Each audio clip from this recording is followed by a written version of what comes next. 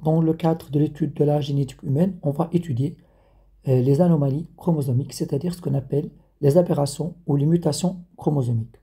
Alors, ces aberrations ou ces mutations chromosomiques sont subdivisées en deux catégories. Il y a des mutations de nombre ou des mutations qui touchent la structure des chromosomes. Alors, en ce qui concerne les anomalies de nombre, ils sont subdivisés en deux cas. Soit il y a variation du nombre de chromosomes autosomes ou du nombre de chromosomes gonosomes. Alors que pour les anomalies de structure, on va voir, il y a les translocations, il y a l'addition, délétion, et on va voir d'autres types d'anomalies de structure. Alors maintenant, on commence par les anomalies de nombre. Alors comme vous savez, alors maintenant, si je prends une carte chromosomique, alors j'observe le nombre de chromosomes que possède cet individu. Maintenant, il possède XY, donc c'est un mâle, mais j'observe qu'au niveau de la paire 23, normalement, on doit trouver seulement deux chromosomes. Mais ici, au niveau du chromosome 21, on observe qu'il y a trois chromosomes du chromosome 21, donc ce qu'on appelle, il y a une trisomie 21. Donc, type d'anomalie qu'on va voir, c'est la trisomie 21. Donc, on est dans le cas des anomalies de nombre qui touchent les chromosomes autosomes. Donc, premier cas, c'est la trisomie 21. Donc, dans ce cas, la personne possède trois chromosomes 21 au lieu d'une paire de chromosomes homologues. Sa formule chromosomique, c'est 2n plus 1 est égal à 47. Donc, la maladie qui en résulte, c'est ce qu'on appelle le syndrome de Down ou ce qu'on appelle les gens, on les appelle des Mongoliens. Alors, les symptômes de cette maladie. Alors, comment on peut savoir que cet individu est atteint par la maladie de Down? Alors, il a un visage qui est arrondi aux yeux oléiques, c'est-à-dire ses yeux sont mais ses mains qui sont courtes avec un pli qui est unique, la taille petite avec musculature qui est mou, donc c'est-à-dire n'a pas de force, malformation interne notamment du cœur, retard mental, retard psychométrique, c'est-à-dire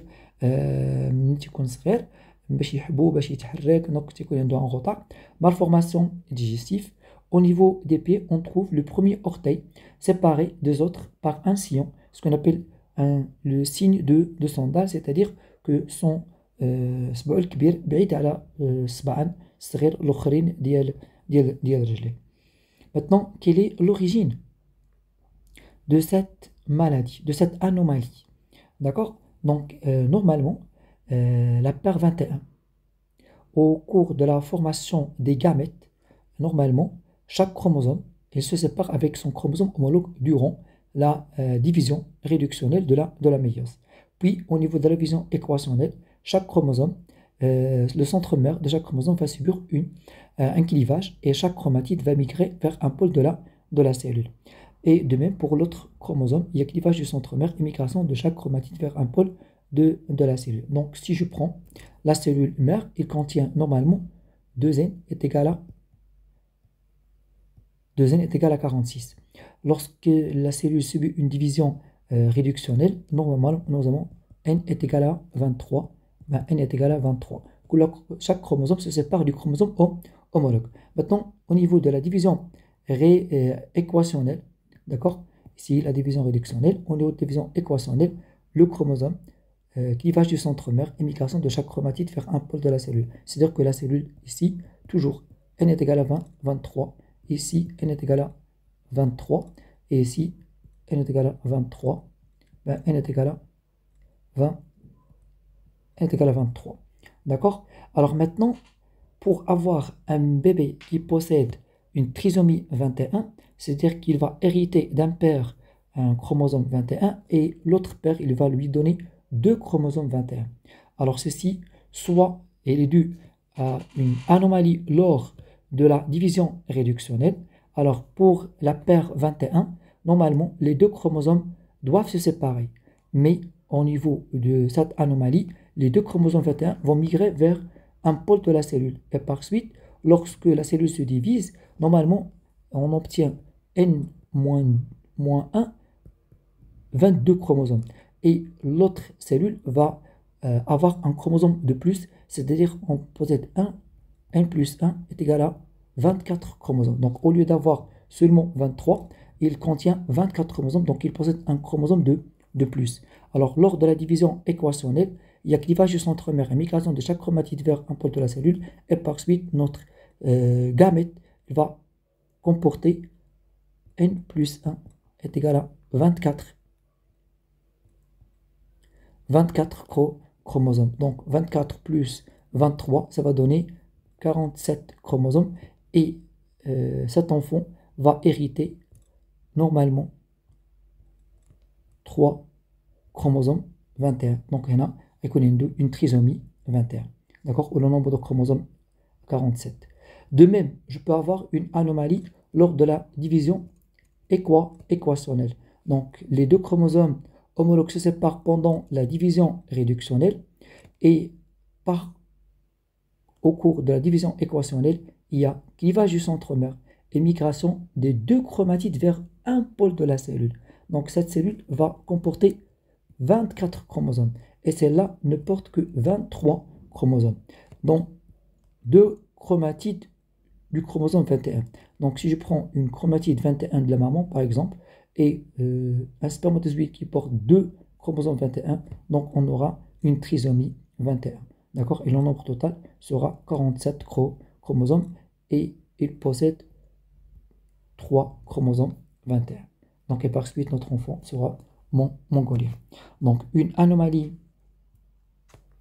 lors de la formation des gamètes chez l'un des deux parents, soit au niveau de l'anaphase 1 ou de l'anaphase 2, c'est-à-dire au niveau de la division réductionnelle ou au niveau de l'anaphase de la division équationnelle. Il n'y a pas de disjonction de la paire 21 lors de l'anaphase 1 ou après clivage du centromère, les deux chromates du chromosome 21, il y a migration des deux chromatides sœurs vers le même pôle de la cellule en anaphase 2. Alors maintenant, nous avons vu une trisomie 21. Donc on peut avoir une trisomie comme trisomie 8, trisomie 13, trisomie 14, trisomie 9. Donc c'est-à-dire que cette trisomie qu'on nous avons vue au niveau du chromosome 21, on peut l'avoir au niveau du chromosome 3 ou au niveau du chromosome 15, 20. Donc on peut avoir une trisomie dans tous les cas. D'accord? Maintenant, on passe vers une autre anomalie. Maintenant, les anomalies du nombre de chromosomes, mais sexuels. Bon, on note ici, si vous voyez, la carte chromosomique. Nous avons un seul chromosome X. Ben, c'est ce qu'on appelle une monosomie. D'accord? Alors, dans ce cas-là, notre anomalie, c'est au niveau du chromosome sexuel. Donc la personne ne possède qu'un seul chromosome X. Alors sa formule chromosomique sera 2L-1 est égal à 45. Donc il n'aura que 45 chromosomes. Alors 2L-1 est égal à 22A plus X. Alors la maladie qui en résulte, c'est ce qu'on appelle Turner. C'est la maladie Turner. Alors les symptômes. Alors ça sera une fille, bien sûr, car il possède le chromosome X, n'a pas de chromosome Y. Elle sera de petite taille, elle sera stérile, avec absence de caractère sexuel secondaire, c'est-à-dire les règles, il n'y a pas de règles, d'accord? Le tronc, il est large, écartement intermamelonnaire entre les deux seins, il y a un grand écart, et absence ou faible développement des seins. Alors, l'origine de cette anomalie, c'est au cours de la formation des gamètes, c'est-à-dire la gamétogenèse, chez l'un des deux parents, pendant la méiose, soit au niveau une anomalie lors de la division réductionnelle ou lors de la division équationnelle. Maintenant, on prendra une autre maladie, mais maintenant qui touchera les hommes. Alors, présence d'un chromosome sexuel supplémentaire X pour les mâles. Donc, si je prends la carte chromosomique, alors nous avons ici X, X, Y. Il y a deux X et Y. Alors, dans ce cas-là, la formule chromosomique sera 2N plus 1 est égal à 47, avec 2N plus 1 est égal à 22AA plus X, X et Y. La maladie qui en résulte, on l'appelle Klinefelter. Alors, ces symptômes, c'est un mâle, puisqu'il possède le chromosome Y, donc il a appareil génital mâle. Donc, c'est un mâle de grande taille, il est stérile, avec développement des seins, testicules de petite taille, musculature il est peu développée et une barbe qui est rare. Alors, l'origine de cette anomalie, elle passe pendant la méiose chez l'un des parents pendant la formation des gamètes. Alors, pour le père, si l'anomalie se trouve chez le père, elle est obligatoirement au niveau de l'anaphase 1. D'accord? Alors, par contre, si l'anomalie se trouve au cours de la formation des gamètes chez la maman, soit que l'anomalie est pendant l'anaphase 1 ou pendant l'anaphase 2. Alors, pour donner une explication à ces deux cas, de Turner et Klinefelter. Donc, je prends d'abord si en cas d'anomalie chez l'homme et leurs conséquences. Donc, nous avons l'homme, il possède X, le chromosome X et le chromosome Y. Alors, si je prends le premier cas, nous avons une non-disjonction du chromosome X et Y en anaphase 1. Donc, si j'ai la division réductionnelle, le chromosome X et Y, normalement, ils doivent se séparer. Non, ils ne se séparent pas et les deux chromosomes X et Y vont aller dans une cellule. Alors que l'autre cellule, normalement, ne possède pas de chromosome sexuel. Donc, par suite, le nombre de chromosomes qu'on obtient au niveau de cette cellule, c'est 24 chromosomes, alors que l'autre ne contient que les chromosomes autosomes, 22 chromosomes. Maintenant, au cours de la division équationnelle, chaque chromosome va se séparer en deux chromatides. Donc, les spermatozoïdes qu'on obtiendra, il y a 4 types de spermatozoïdes, 2 qui possèdent XY et 2 spermatozoïdes qui ne possèdent aucun chromosome sexuel. Alors, comme vous savez, pour la femme, il ne possède que XX, donc ses gamètes ne portent que X. Donc, si nous avons un ovule qui porte X, d'accord, et ici un spermatozoïde qui porte XY, dans ce cas-là, notre enfant va être atteint d'une Klinefelter, XXY. Donc, il va hériter de son père X et Y, et de sa mère, c'est X, donc il sera Klinefelter. Dans le cas où le spermatozoïde ne comporte aucun chromosome sexuel, c'est-à-dire qu'il ne porte que les chromosomes autosomes, c'est-à-dire que les 22A. Normalement, la maman, elle donne X, avec ces spermatozoïdes qui ne contiennent que les chromosomes autosomes, on obtient une monosomie X, et on obtient par suite une fille qui est atteinte par la maladie de Turner. Maintenant, dans le deuxième cas, si la division réductionnelle passe de façon normale, c'est-à-dire le chromosome X et le chromosome Y se séparent, donc ici le chromosome X, c'est le chromosome Y, mais lors de la division équationnelle, nous avons clivage du centromère au niveau du chromosome X et migration des deux chromosomes X vers un pôle de la cellule. Par suite, on obtient deux spermatozoïdes, un spermatozoïde qui porte 2X et un spermatozoïde qui ne porte aucun chromosome au gonosome. Alors, la fécondation avec un ovule qui est X, ça donnera une trisomie X, XXX, donc ce sera une femme qui porte 3X, ou monosomie X. D'accord? On va voir ce cas en détail. Alors, dans le cas normal, pour Y, il y a un chromatide Y, chromatide Y, chromatide Y, avec l'ovule qui porte X, nous avons des mâles qui sont normaux.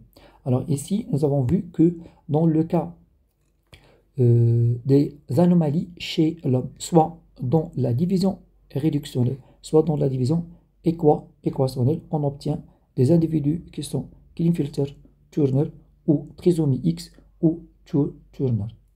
Maintenant, on va le cas inverse si l'anomalie se trouve chez la femme et on va voir leurs conséquences. Alors, si je prends le cas d'anomalie chez la femme et leurs conséquences. Alors, si je prends la femme, il possède les deux chromosomes sexuels XX. Donc, si l'anomalie se trouve au niveau de la division réductionnelle, maintenant, les deux chromosomes X vont migrer vers un pôle de la cellule et par suite, la même chose, on obtiendra alors ovule qui contient 24 chromosomes et ovule qui contient seulement 22 chromosomes. Alors ici, notre ovule possède 2X et l'autre ovule n'a aucun chromosome sexuel. Alors pour le mâle, l'homme, soit il donne Y, soit il donne X. Donc si il donne Y, la femme qui donne 2X, alors on obtient un individu qui est atteint par Klinefelter. Dans le cas où les ovules sont sans chromosome sexuel, on obtient une monosomie mais de Y. car le spermatozoïde, il porte un chromosome Y, alors que l'ovule ne porte aucun chromosome sexuel. Dans ce cas-là, il y a une monosomie Y, et cet enfant va mourir en état embryonnaire, c'est-à-dire غادي يموت ومازال في الكرش ديال الام ديالو، هي الام غادي تخسر في هذه الحاله. Alors toujours, alors هنا une chose que toujours les monosomies تيموتوا sauf le monosomie X هذاك بوحدو تيبقى عايش. D'accord. Mais الا كانت عندي monosomie ديال du chromosome 22 ou la chromosome 21 ou la chromosome Y, là هذا تيموت. D'accord. Alors maintenant le cas contraire, si la femme donne X et si l'homme donne X, d'accord, la femme donne 2X, donc on obtient une femme qui possède une trisomie de X. Ou si la femme ne donne aucun chromosome sexuel X, alors dans ce cas-là, l'homme va donner X et on obtient un enfant, une fille qui est atteinte par Turner. Maintenant, si l'anomalie est au niveau de la division équationnelle, dans ce cas-là, on obtient la même chose. Ici, un ovule qui contient 24 chromosomes et un ovule qui contient seulement 22 chromosomes. Dans ce cas-là, si le père donne Y, on obtient une monosomie Y, il va mourir, et une trisomie XY, c'est-à-dire on obtient quelqu'un qui est atteint par Klinefelter. Alors que dans le cas où le père il donne X, alors dans ce cas-là, si la mère donne X, donc il y a des filles qui sont normaux. Si la maman ne donne aucun chromosome sexuel, on obtient monosomie X. Et dans ce cas-là, la maman donne 2X, on obtient une femme qui est une trisomie X. D'accord? Donc la chose qui est très importante qu'on doit retenir, c'est que pour avoir un individu atteint par Klinefelter, alors si l'anomalie est chez le père, elle doit se dérouler seulement au niveau de l'anaphase 1. C'est-à-dire que le père, il doit donner X et il doit donner Y. Donc les chromosomes X et Y ne se séparent pas chez l'homme. Et donc l'anomalie, normalement, se déroule au niveau de l'anaphase 1. Maintenant, si l'anomalie est chez la maman, on peut avoir l'anomalie au niveau de l'anaphase 1 ou de l'anaphase 2. Mais si c'est le père qui est atteint de la maladie, seulement au niveau de l'anaphase 1. Maintenant, on va voir notre anomalie, la trisomie X. Alors, la formule chromosomique, c'est 2n plus 1 est égal à 47, et nous avons 22 AA, il y a 22 paires de chromosomes homologues et autosomes, mais pour les chromosomes sexuels, nous avons XXX. Alors, les symptômes, c'est un aspect féminin normal, donc c'est une femme qui est normale, mais il possède un retard mental qui est léger, avec fertilité limitée, mais elle est fertile. Il peut donner naissance à un enfant. Alors, l'origine de la maladie, c'est une anomalie lors de la gamétogénèse chez l'un des deux parents, soit chez le père, soit chez la maman au niveau de la division réductionnelle ou division équationnelle. Maintenant, il y a un autre cas, dans le cas des chromosomes, les anomalies de chromosomes de nombre, c'est la présence d'un chromosome sexuel Y supplémentaire. Donc, si je vois la carte chromosomique dans ce cas-là, nous avons le chromosome X, Y, Y. Donc, c'est un mâle qui possède X, Y, Y. Donc, il possède deux Y. D'accord? Donc, si je prends la formule chromosomique, c'est 2n plus 1 est égal à 47. Il a 47 chromosomes. Il a un chromosome de plus. Et il possède 22 AA plus X et Y. Donc, il a deux Y. Donc, c'est un homme qui est agressif, très nerveux. C'est-à-dire ce sont des criminels. Mais il est fertile. D'accord? Donc, parfois, on trouve quelqu'un qui s'énerve rapidement. Donc, tu vois, les wa'asabi, bzaf. Normalement, c'est pas ماشي الخاطرو ولكن هو هكاك سي جينيتيكمون هكا داير حيت عنده deux Y. Alors dans ce cas-là, il a كان عنده deux Y. Alors دابا هنا فين يكون المشكل؟ واش عند الاب ولا عند الام؟ نورمالمون اوبليغاتوارمون عند الاب. دونك الاب عطى deux Y. دونك اذا باش الاب يعطي deux Y فوقاش وقعت la malformation des spermatozoïdes. Normalement, c'est au niveau de la division équationnelle. Donc, si je prends la division réductionnelle, donc le chromosome X va migrer vers un pôle de la cellule. chromosome Y va migrer vers l'autre pôle de la cellule. Alors, pour le chromosome maintenant Y, donc, lors de la division équationnelle et pendant l'anaphase 1, normalement, il y aura clivage du centromère et migration de chaque chromatide vers un pôle de la cellule. Mais dans ce cas-là, les deux chromosomes Y ont migré vers le même pôle de la cellule. Et lorsque la cellule se divise, donne une cellule, ce qu'on appelle un spermatozoïde, qui possède normalement deux Y. D'accord? Maintenant, si on réalise la fécondation, donc après fécondation, donc nous avons la femme qui porte un seul chromosome X au niveau de l'ovule. Donc, si je prends le premier cas, alors sera normaux. Pour le troisième cas, normalement, il y a cellule, un spermatozoïde qui ne possède aucun chromosome sexuel. Il ne possède que les 22A, seulement les chromosomes autosomes. Donc la femme dans X, dans ce cas-là, on obtient une femme qui est atteinte par Turner. Il ne possède que le chromosome X, c'est-à-dire qu'il possède une monosomie X.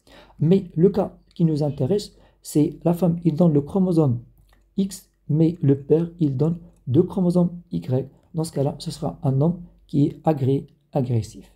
D'accord? Dans ce cas-là, nous avons vu les anomalies de nombre. On donne une petite conclusion sur les cas de chromosomes gonosomes. Donc, il y a pour les femelles, d'accord, pour les femmes, soit on trouve XX, soit trisomie X, soit monosomie X. Alors, pour les XX, c'est ça, une femme qui est fertile avec des ovaires qui sont normaux. Alors, si je possède les 3 X, les trisomies X, ce sera toujours une femme avec des ovaires qui sont fonctionnels et toujours elle est fertile et cette maladie peut toucher une femme sur 500. Alors que dans le cas de la monosomie qui possède un seul X, c'est-à-dire la femme qui est atteinte par le syndrome de Turner, la femme sera stérile. Différenciation, puis régression il y a régression des ovaires. D'accord? Elle peut toucher une femme sur 2700 femmes. Maintenant, pour les mâles, pour les hommes, on trouve des hommes qui sont normaux, des hommes avec Klinefelter et des hommes qui possèdent deux chromosomes Y. Alors, pour l'homme normal qui possède XY, donc il est fertile avec des testicules qui sont fonctionnels et normaux. Par contre, pour la personne qui possède la trisomie XXY, c'est qui est atteint par le syndrome de Klinefelter, normalement, ces testicules sont de petites, alors sans cellules germinales, c'est-à-dire les cellules mères qui vont donner les spermatozoïdes sont absents, d'accord, et par suite elle est stérile. Bon, cette maladie peut toucher un homme sur 700. Dans le cas, le dernier cas, lorsqu'on a une trisomie, mais XYY, donc toujours c'est un mâle avec des testicules qui sont fonctionnels, elle est fertile, d'accord, et cette maladie peut toucher un homme sur 500 hommes, d'accord. Alors dans ce cas-là, nous avons vu les anomalies de nombre.